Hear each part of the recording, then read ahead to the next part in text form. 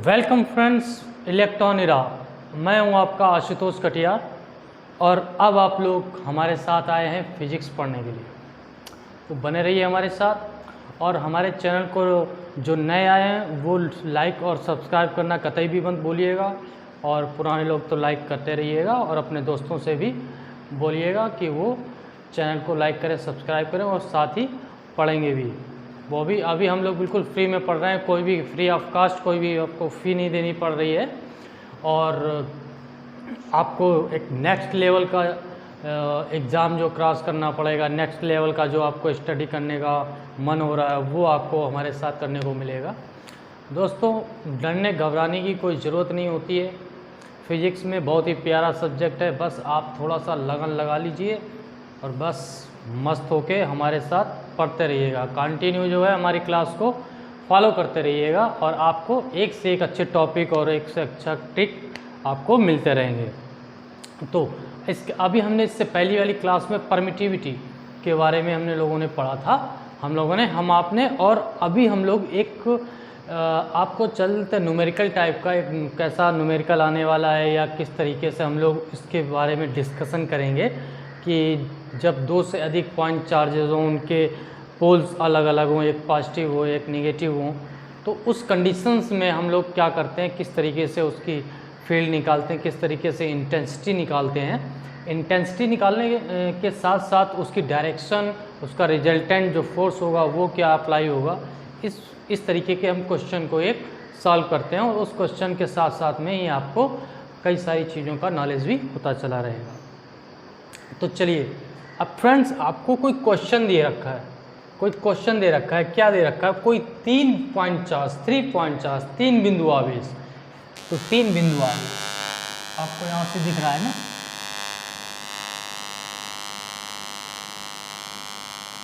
कोई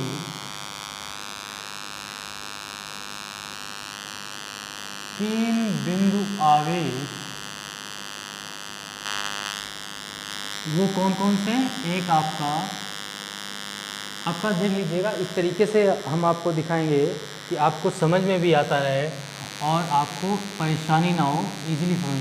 3 बिंदु आवेश, एक माइनस का Q1, एक प्लस का Q2 कामा प्लस का Q3, ये पॉइंट चार्जेस हैं 3, जो कि एक समबाहु या समकोण, जो समबाहु होगा त्रिभुज वो समकोण भी होगा। बहुत ऊपर जा रहा है, शायद आपको दिख नहीं रहा होगा, तो उसके लिए हम लोग थोड़ा नीचे आते हैं। एक क्वेश्चन समझना है और उसी एक क्वेश्चन से आपको चीज़ें क्लियर होती रहेंगी। 3 बिंदु आवेश जो कि समबाहु त्रिभुज या समकोण त्रिभुज पर या समकोण त्रिभुज के,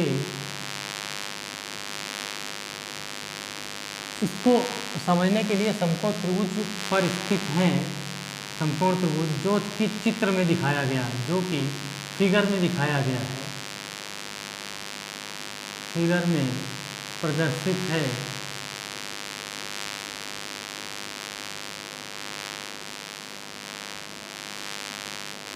उनका या प्रत्येक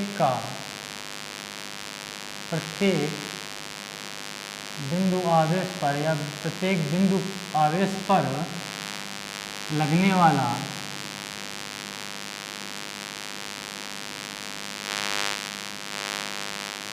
बल, कूलॉम बल, कूलॉम फोर्स ज्ञात करना है, ज्ञात करें एवं परिणामी बल की गणना करें। ये हमने आपको ऐसा बता रखा है, दे रखा है। अगर आपको फिगर में नहीं दिख रहा है तो जो हमने लिखा है वो नहीं दिख रहा है, तो उसके बजाय हम आपको कॉर्नर पे क्वेश्चन लगा के दे देंगे। वहाँ पर क्वेश्चन आपको ये दिख रहा होगा जो इस क्वेश्चन को आप देख लीजिएगा। और जो फिगर बना है, जो फिगर आपका बना हुआ है एक ट्रायंगल है। हम क्या करते हैं, इधर तरफ बना देते हैं ट्रायंगल, बड़ा सा बनाएंगे तो समझ में आएगा। ये एक ट्रायंगल है, ये ए है, ये बी है और ये सी है। ओके, समझ में आ रहा है?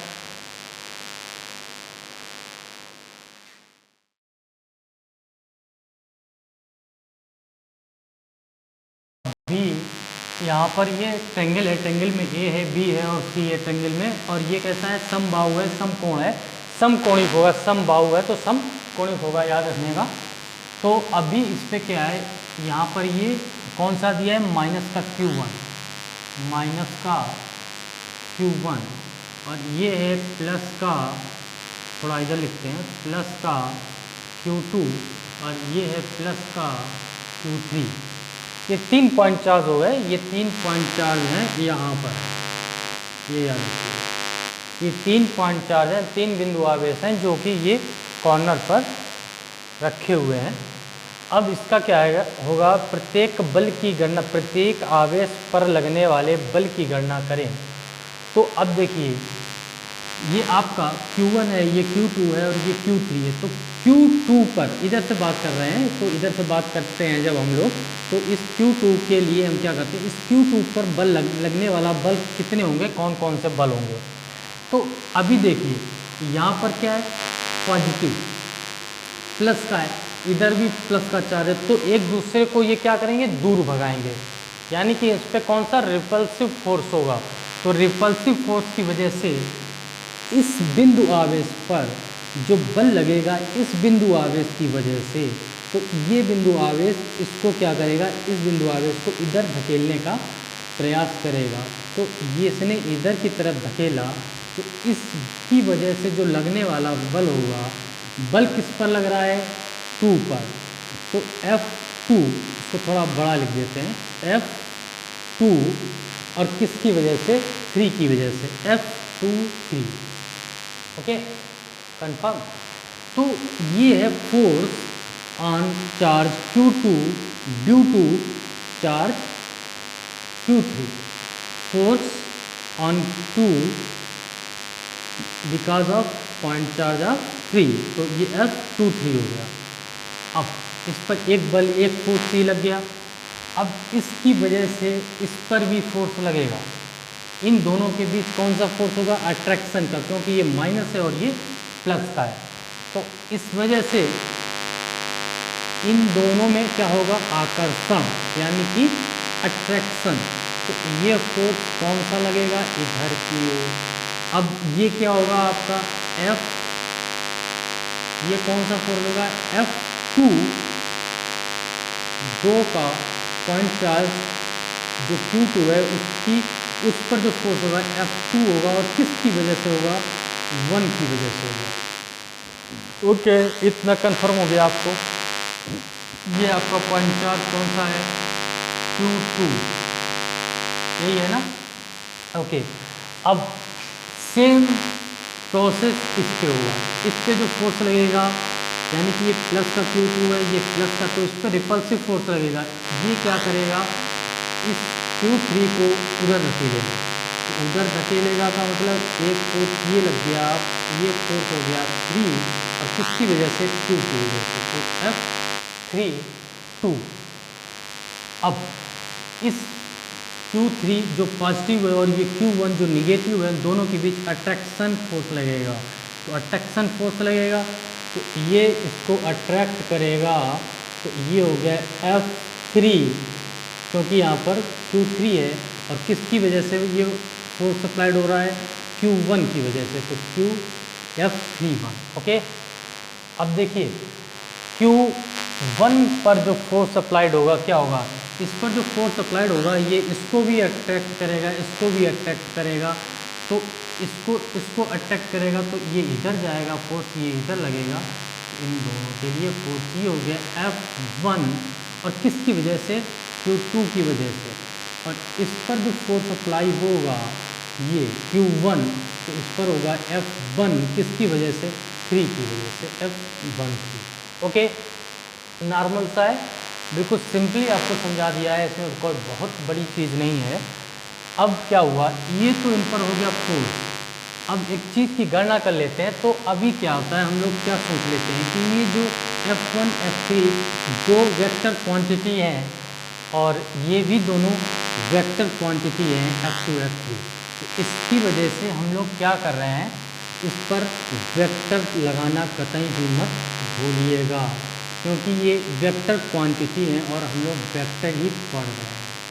ओके, तो अब इन दोनों का वेक्टर, जब दो वेक्टर F23 और F21 दो वेक्टर इस कंडीशन में हो, टेल से टेल ज्वाइन हो, तो उनका रिजल्टेंट जो होता है दोस्तों, वो रिजल्टेंट होता है इन दोनों के मध्य से, और ये होगा आपका जो मेन वेक्टर है रिजल्टेंट, वो होगा Q2 है, तो यहाँ पर F2 होगा और इस पर वेक्टर लगाएंगे।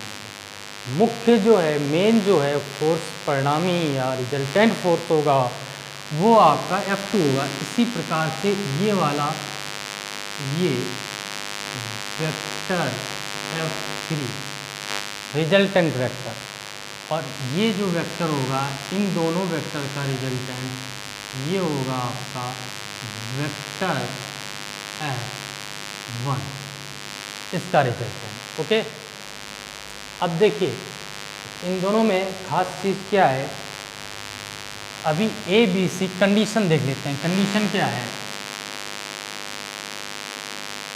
Condition in triangle A B C, A B जो आपकी लेंथ होगी, जो डिस्टेंस होगी ए और बी की, इज इक्वल टू होगा कितना, बी सी, और इज इक्वल टू कितना होगा, ए सी। ओके, जब ये कंडीशन आएगी तो इसका मतलब क्या हुआ कि angle A is equal to angle B is equal to angle C is equal to 60 degree. Okay, confirm है ना? अच्छा,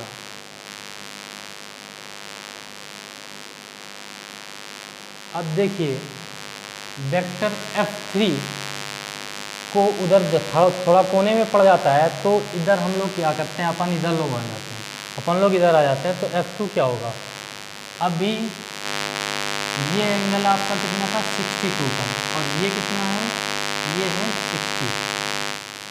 ओके, ये 60 है, ये 60 डिग्री का एंगल बना हुआ है। इधर क्या है, इधर भी ये 60 डिग्री का एंगल बना हुआ है। ओके, तो उस कंडीशन में जो F2 होगा, जो F2 होगा, वेक्टर F2 होगा, वो क्या होगा, vector F21 cos 60 degree. Okay, समझ में आ रहा है? क्यों? क्योंकि जो वेक्टर F3 होगा, वो होगा वेक्टर F31 cos 60 डिग्री। अब यहाँ पर क्या होगा, cos 60 डिग्री और cos 60 डिग्री दोनों ही cos 60 डिग्री हो रखे हैं। cos 60 डिग्री की वैल्यू जो होती है, वो अपन लोग क्या लिखते हैं, 1/2। तो ये क्या होगा, 1/2 वेक्टर F21, ये होगा 1/2 वेक्टर F31। कन्फर्म? अब ये cos 60 डिग्री कैसे हम लोगों ने निकाला है, कैसे हम लोगों ने इसका कैलकुलेशन किया है, किस हिसाब से ये 60 डिग्री होगा, तो इस चीज़ को आप लोग समझ रहे हैं कि जो वेक्टर F3 होगा, वो F32 F31 के बीच का है, और इस एंगल में हमने एंगल लिया है ये वाला। तो इसमें जो है ये कैसा होगा, यहाँ पर हम लोगों को क्या पता होगा, अगर ये डिस्टेंस पता है ना हम लोगों को, ये वाली डिस्टेंस पता है, ये वाली डिस्टेंस पता है, और ये वाली डिस्टेंस पता है, तो इस वजह से ये हम लोगों को जो चीज़ की जानकारी है वो क्या है, जो कर्ण है हमारा उस चीज़ की जानकारी है। इसको हम देखो थोड़ा और बढ़ा देते हैं, इस चीज़ को थोड़ा इधर कर देते हैं, इस चीज़ को थोड़ा इधर कर देते हैं, ठीक है। तो जो F3 होगा वही इधर तरफ ये वाला वेक्टर भी F3 के इक्वल में होगा। जो ये F3 होगा उसके इधर भी ये माइनस का F3 होगा, इस एक्सिस पर माइनस का F3 होगा। तो अब ये 60 है,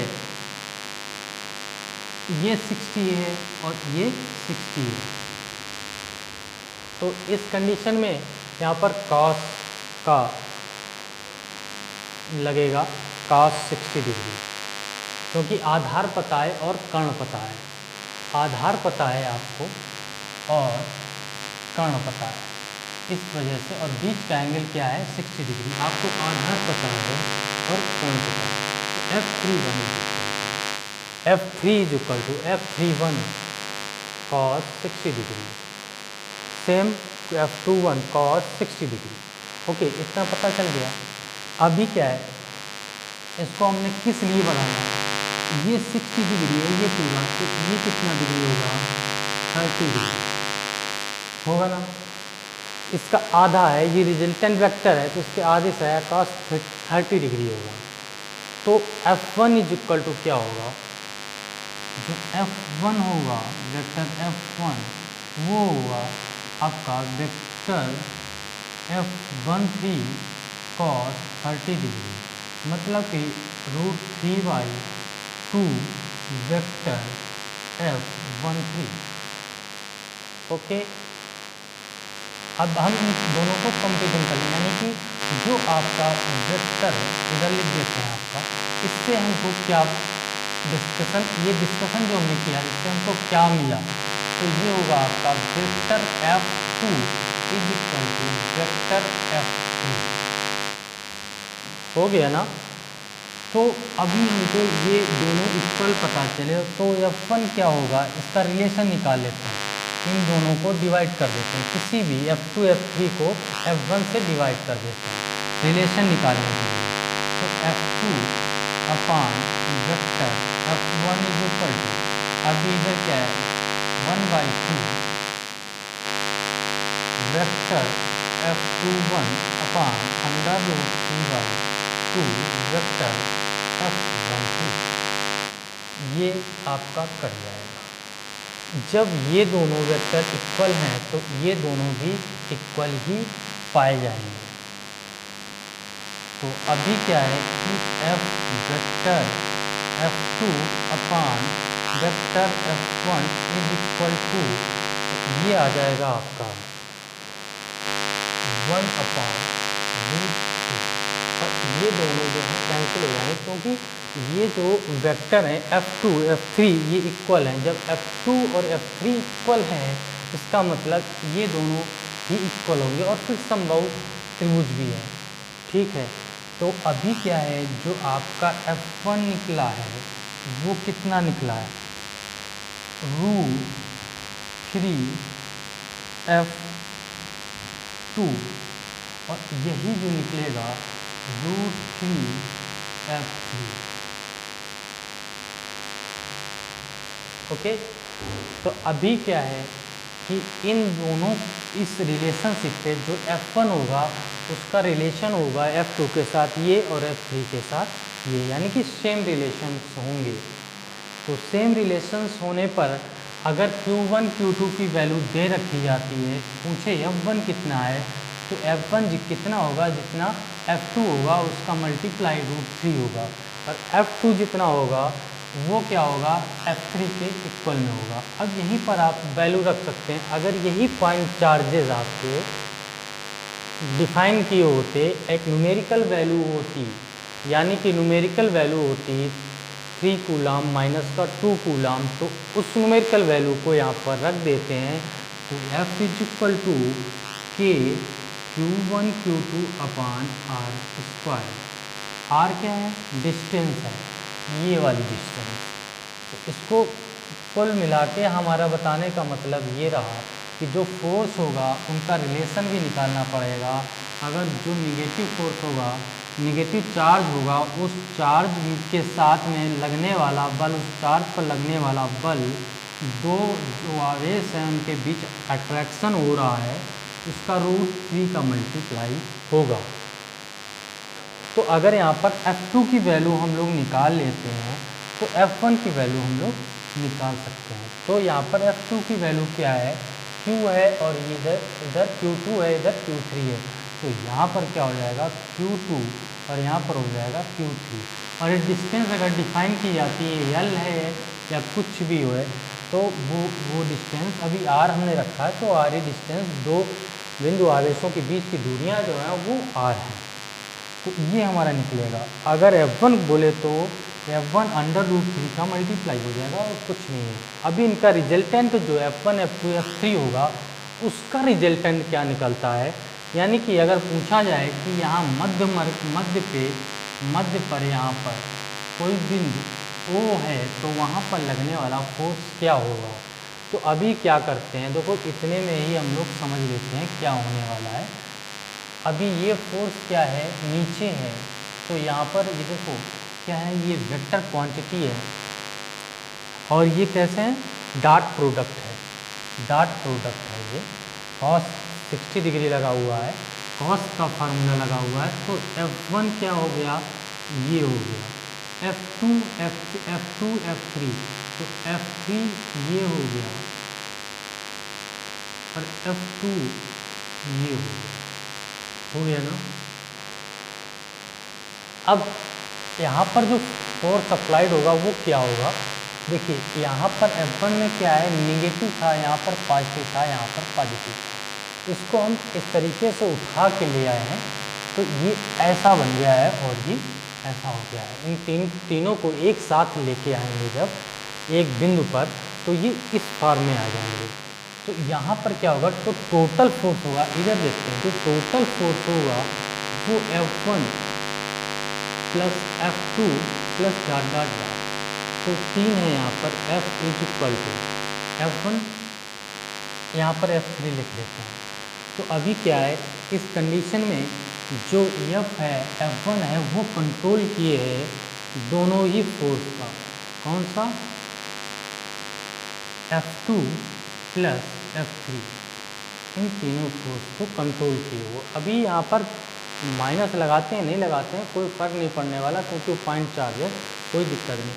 तो इस कंडीशन में इन तीनों को जब एक साथ मिलेंगे, F1 minus F2 minus F3 equal to 0, यानी कि product of the all the forces at the point of O will be 0। Okay, confirm. तो ये है हमारा जो रिजल्टेंट फोर्स होगा वो 0 होगा यहाँ पर इसका। ओके, तो आई थिंक इसको बहुत ही नॉर्मली हम लोग समझे, कोई ज़्यादा वो नहीं पड़ा। बस हमारे समझाने का उद्देश्य ये था, मकसद ये था कि आप लोगों को इस तरीके के कोई भी क्वेश्चन आते हैं तो उस पर आप लोगों को कोई भी दिक्कत ना हो। ओके फ्रेंड्स, तो इसका स्क्रीनशॉट ले लीजिएगा, इसको समझिएगा और कमेंट में ज़रूर बताइएगा आपको कहाँ पर कोई दिक्कत चाह रही है, तो मैं आपकी दिक्कत को, आपकी प्रॉब्लम को सॉर्ट आउट करूँगा। चलिए अब इसके स्क्रीनशॉट ले लीजिएगा। ओके।